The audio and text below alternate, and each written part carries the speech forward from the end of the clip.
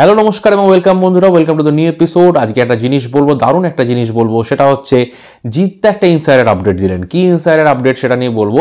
সেটা হচ্ছে নেটফ্লিক্সের যে সিরিজটি আসতে চলেছে খাকি দ্য বেঙ্গল চ্যাপ্টার, এর কিন্তু যে টিজার সেটা রিলিজ হয়ে গেছে এবং টিজার রিলিজের সময় কিন্তু সমস্ত স্টারকাস্ট উপস্থিত ছিল এখানে, এবং নেটফ্লিক্স ইন্ডিয়ার যে প্রোগ্রামটা হয়েছিল সেখানে সবাই উপস্থিত ছিল এবং প্রত্যেকেই অনেক কিছু জিনিস জিজ্ঞেস করা হয় এবং সেক্ষেত্রে কিন্তু জিদ্দাকে কিছু জিনিস জিজ্ঞেস করা হয়েছিল। তিনি জানিয়েছেন যে নেটফ্লিক্সের মতে বা নেটফ্লিক্স কিন্তু খাকি দ্য বেঙ্গল চ্যাপ্টারকে খুব পছন্দ করেছে এবং এতটাই পছন্দ করেছে যে তাদের কিন্তু খাকি দ্য বিহার চ্যাপ্টারের থেকেও খাকি দ্য বেঙ্গল চ্যাপ্টার বেটার লেগেছে। অর্থাৎ নেটফ্লিক্স যারা এই ওটিটির যে ওনার, তারাই কিন্তু খাকি দ্য বিহার চ্যাপ্টারের তুলনায় খাকি দ্য বেঙ্গল চ্যাপ্টারকে এগিয়ে রাখছে।